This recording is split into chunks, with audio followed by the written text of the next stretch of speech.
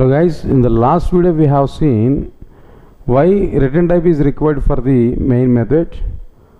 Without return type, void return type, what exactly the errors we are able to get, what exactly the exceptions here we are getting, that points we understood, and why the name of the method is main only, why not any other one. These things we understood clearly.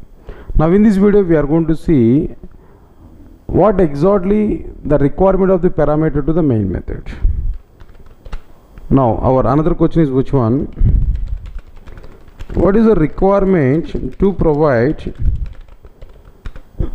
parameter to main method? This question here we are getting. What is the requirement to provide parameter to main method? If you want to give answer for this particular question, first we have to understand in how many ways we are able to provide input data to the Java programs. We have to understand that. After that only we are able to give answer for this particular question. Right. Now observe this clearly. In Java applications, we are able to provide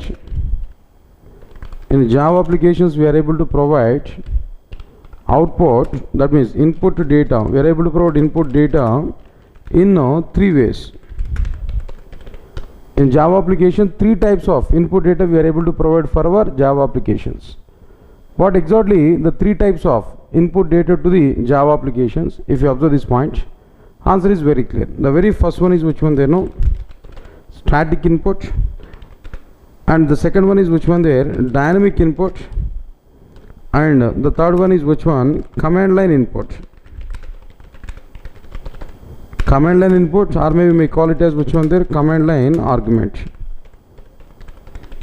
Right, so these are overall three types of input data we are able to provide to the Java programs. First one is which one there? Static input. Second one is which one? Dynamic input. And third one is which one? You know, command line input directly. Then what about the static input here directly? No. Static input is not at all related with the static keyword. That is different. Static keyword is different and static input is different. Now what is the meaning of the static input? No. If you provide input to data to the Java program,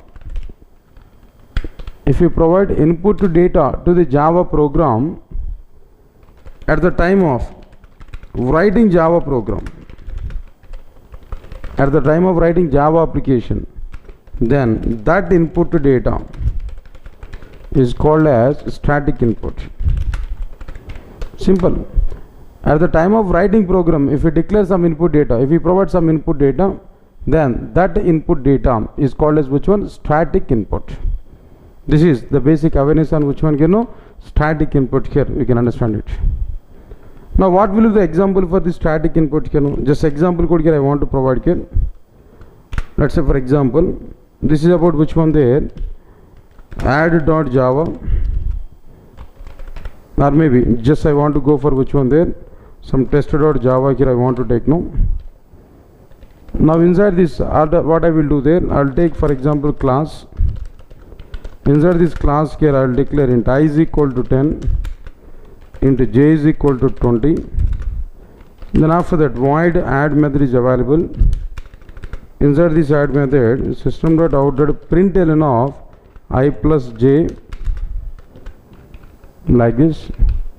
Class A, int I is equal to 10, int j is equal to 20, void add of system.out.println of I plus j, that value is available here directly.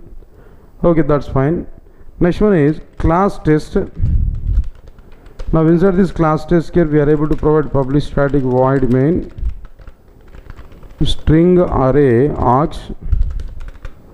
Now inside this, here we have to create object for class and we have to access add method. A small a is equal to new a and a dot add method. This is my program. Observe carefully. If I run this program here, what I have to do there? d:/core Java, Java C space test.java, compiled successfully. Again now, Java space test. If you provide like this, automatically here we are able to get some output. So d:/core Java, Java C space test.java, d:/core Java, Java space test. Here if you provide like this, automatically here we are able to get our program execution where 30 as an output here we are getting there. Observe this clearly. If you want to perform addition operation, two operand values we required, two values we required.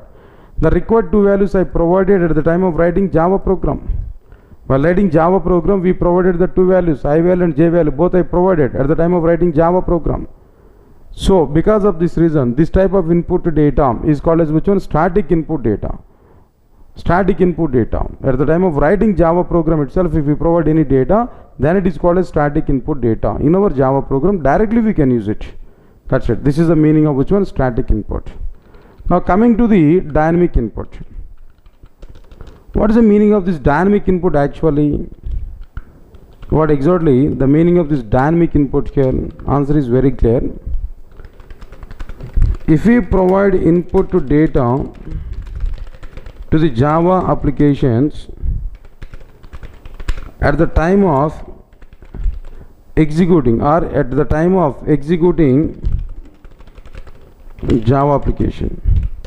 If you provide input data to the Java applications at the time of execution or at the time of executing Java applications, then that input data is called as dynamic input. That input data is called as which one? Dynamic input. For example, I prepared a Java program like add.java. It's available already. d:/core Java, Java C space add.java, compiled successfully. d:/core Java, Java space add. If you provide like this, Java space add like this, if you provide, no, immediately program will be executed. Assume it, my program is available there. When I execute my program, add program, then immediately the program is asking to me enter first value, then cursor is available in the same line. Enter first value, cursor is available in the same line.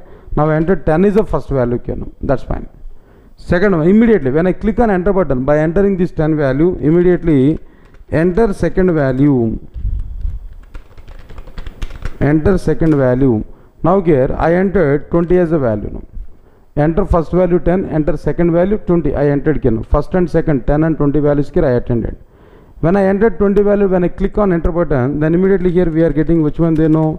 Addition is which one here? 30. 30 is which one here? Addition value here we are getting. So finally here 10 or 20 are the input data and 30 is an output data. At what time this 10 and 20 input data here we provided 10 and 20 input data while executing Java program. At runtime of my Java application only the 10 and 20 input data we provided. So this type of input is called as which one? Dynamic input. This type of input is called as which one? Dynamic input. Answer is very clear. If we provide input data to the Java applications at the time of executing Java applications, then that input data is called as which one? Dynamic input. Now when we execute Java program is asking some input data from the user. Enter first value, enter second value. First value is 10 and second value is which one? 20. Then finally addition value is which one here? No, 30. 30 is which one there? No, addition value here we are getting there. That's it. This is what exactly the meaning of which one here? No, dynamic input here we are getting direct. It's okay, fine. Then what next one here? No, third type of input is available. This is important for us here. What about this third type of input here? The third type of input is command line input or command line arguments. It's very clear. If we provide input to data to the Java applications, if we provide input data to the Java applications along with, if we provide input data to the Java applications by specifying or by providing input to data along with Java command on command prompt, by providing Java command and command prompt, then that input to data is called as command line input or command line arguments. Command line arguments. If we provide input data to the Java applications by providing input data along with Java command and command prompt, then that input data is called as which one? Command line input or command line arguments. That's fine. Now let us understand this point here now. If we provide command line input, along with Java command on command prompt, then JVM will read that command line input, comma, JVM will store that command line input in the form of string array.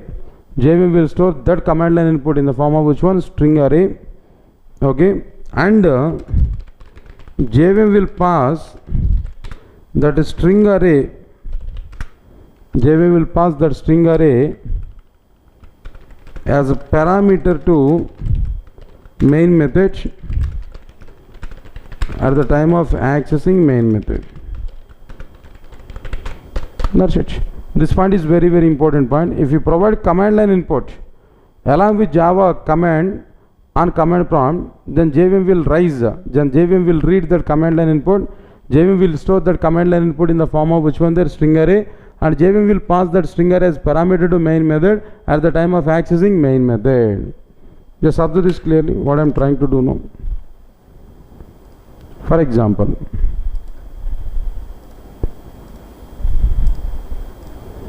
example,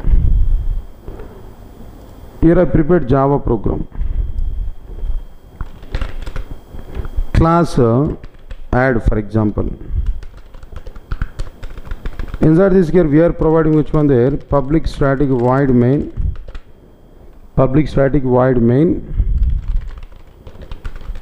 string array args. Now inside this some implementation here we provided. Which implementation here we provided, that is not at all matter for us. Some implementation here we provided. Next one is which one? Then after that, this is command prompt.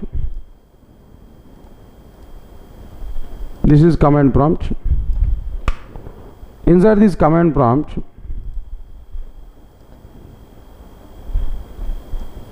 here what we have to do now? d:/core Java, Java C space add.java. Okay, compilation is success. Then what next one here? d:/core Java space add, then space 10 space 20 we provided. Java space add 10 space 20 here we provided.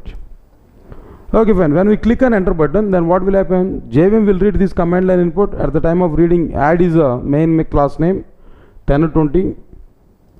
Then immediately JVM will store this 10 and 20 in the form of which one? You know, string array.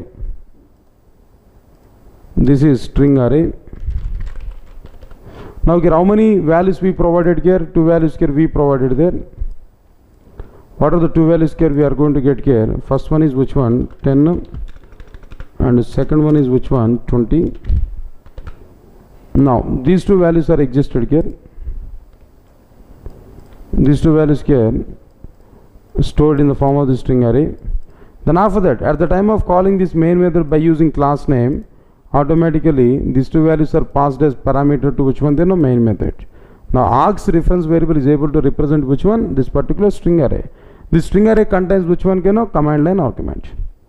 Now coming for the conclusion here, what is the requirement to provide main method parameter? What is the requirement to provide parameter to the main method? In the sense, here we have a solution. What was the solution here we are getting there? The main intention of this main method parameter is to accommodate all command line inputs in the form of which one? String array. To accommodate all command line inputs in the form of string array. In other words, to make available command line inputs to the Java program, to make available command line input into the main method, we need to have that parameter to the respective main method. This is what exactly the purpose of which one? They know main method requirement. This is a point here we have to understand here now. Okay, sir, good. To accommodate command line inputs data in the form of string array into the Java program. Here we required which one can know main method parameter. This is what exactly the intention of which one can know requirement to go for parameter to the main method. That means main method parameter here we require directly.